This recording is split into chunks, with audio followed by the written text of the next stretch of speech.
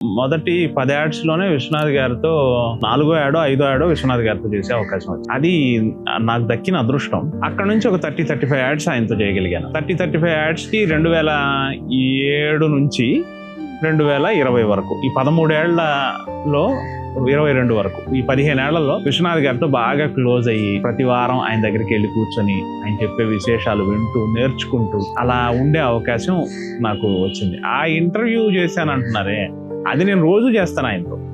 రోజు ఆయన దగ్గర కూర్చొని ఆయన చెప్పే విశేషాలు వింటూ, అది ఒక రకమైన గురు శిష్య సంబంధం. విశ్వనాథ్ గారి నుంచి నేర్చుకోవలసింది ఏంటంటే సార్, ఖరాఖండిగా ఉండటం.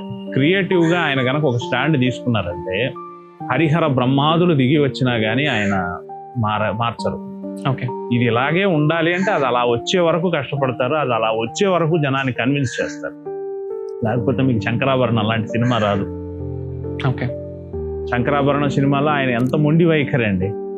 ఆ ముసలి వయసున్న హీరో అంతరించి అడుగంటుతున్న శాస్త్రీయ సంగీతాన్ని తిరిగి బ్రతికించడం అనే పాయింట్ మీద దాన్ని ఎంత బలమైన ప్యాషన్ ఉంటే అది అంత సినిమాగా వస్తుందండి. విశ్వనాథ్ గారి దగ్గర నేర్చుకోవాల్సింది ఆ మొండితనం, తను అనుకున్న దానికోసం గట్టిగా నిలబడటం. ఇదే గురు శిష్య సంబంధం నాకు బాలు గారితో కూడా ఉంది. బాలు గారి పాటలు, అందులో ఉన్న వేరే వేరే భాషల్లో ఉన్న పాటలు, అందులో ఉన్న సాహిత్యం, ఇలా అది డిస్కస్ చేసుకోవడంతో వారితో సాన్నిహిత్యం. ఆయనతో కూడా ఒక 30-35 యాడ్స్ చేశాను ఒక 15 ఏళ్లలో. ఎంత సన్నిహితులంటే నాకు ప్రతి మంచి చెడు ఆయన ఒక పెద్ద అన్నయ్యలాగా, ఒక ఫాదర్ లాగా ఉండి చాలా సపోర్ట్ చేశారు.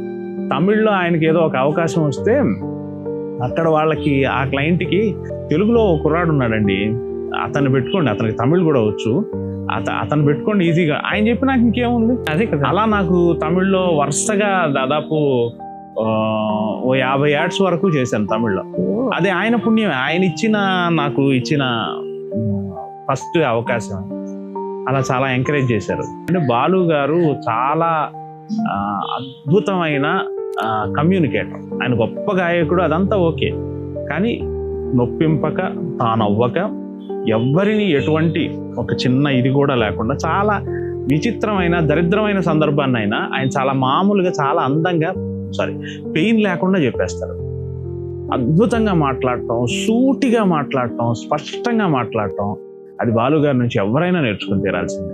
అది ఆయన నుంచి నేను నేర్చుకున్నదండి, బాలు గారి నుంచి. ప్లస్ సీతారామశాస్త్రి గారు. సీతారామశాస్త్రి సాహిత్యం మీద నాకున్న అనురక్తి సీతారామశాస్త్రి గారికి దగ్గర చేసింది. సంగీతం మీద బాగా ఆసక్తి అండి, విపరీతమైన పిచ్చి. యాక్చువల్గా నాకు అప్పుడప్పుడు అనిపిస్తుంది, అసలు నేను మ్యూజిక్ లైన్ వైపు వెళ్ళి ఉండాల్సిందేమో, ఇటు వచ్చానేమో అని అనిపిస్తుంది. But destiny.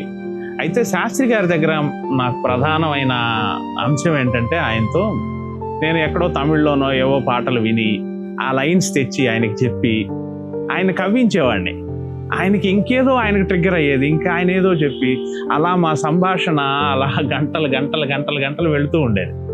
సార్ ఇది చూడండి సార్, మీరు తెలుగులో ఇలా రాశారు సార్, తమిళ్లో ఇలా రాశారు సార్ అని చెప్పేవాడు.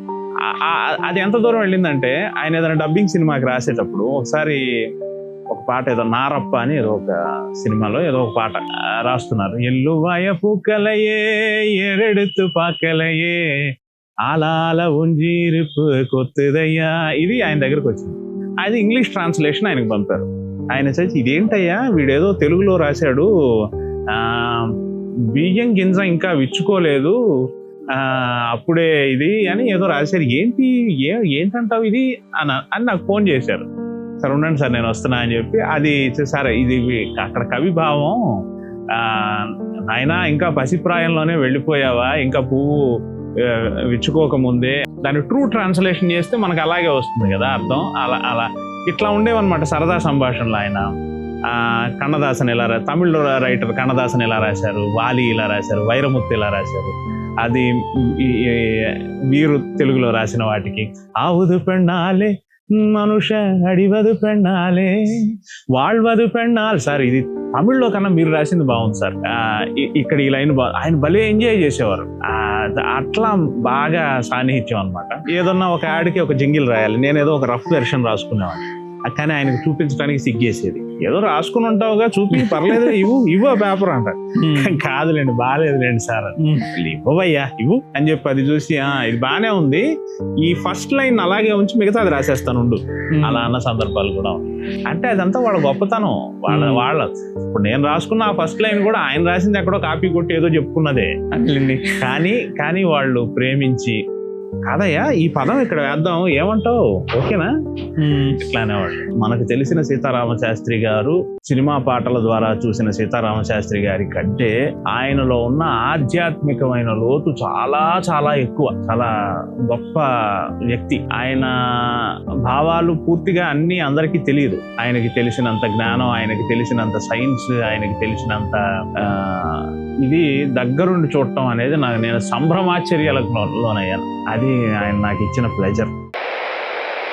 ఎల్లువాయ పూక్కలయే ఎరెడుతు పాకలయే ఆలాల ఉంజీరుపు కొత్తదయ్యా.